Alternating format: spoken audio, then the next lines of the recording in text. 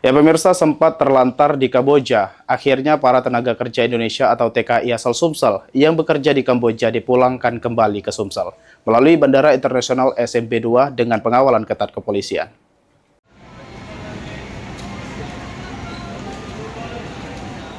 Setelah sempat terlantar di Kamboja lebih dari 1 bulan lamanya, akhirnya tenaga kerja Indonesia TKI asal Sumsel kembali ke kampung halamannya menggunakan pesawat terbang dan tiba di Bandara Internasional SMB 2. Kedatangan para TKI ini mendapatkan pengawalan ketat dari pihak kepolisian. Bahkan mereka setelah tiba langsung berangkat menuju ke bus yang telah disiapkan oleh pihak Pemprov Sumsel. Sebelumnya, para TKI asal Sumsel sempat viral di media sosial di mana mereka meminta tolong kepada Gubernur Sumatera Selatan agar dipulangkan kembali ke tanah air.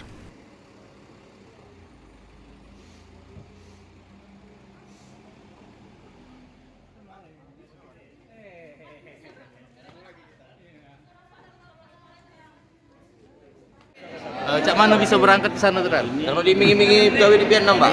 Terus Sebagai sebagai apa? Ya pekerja restoran. Karena basic Farel memang sebelumnya di sini pegawai di rumah makan. Dari Telegram, sosial media. Nah, dengan Ya, gaji berapa? dengan gaji $800, sekitaran kalau dirupiahin 12.800.000. fakta yang dapat di sana. Faktanya memang kami turun di Bandara Ho Chi Minh, Vietnam. Sampai di Ho Chi Minh dijemput oleh mobil perusahaan, sampailah di pembatasan Kamboja, lalu dibuatkan visa, lalu masuk di Kamboja. Jadi di Kamboja kerja apa? Terus di Kamboja disuruh apa ini? Disuruh jadi penelpon daring, tipu daring.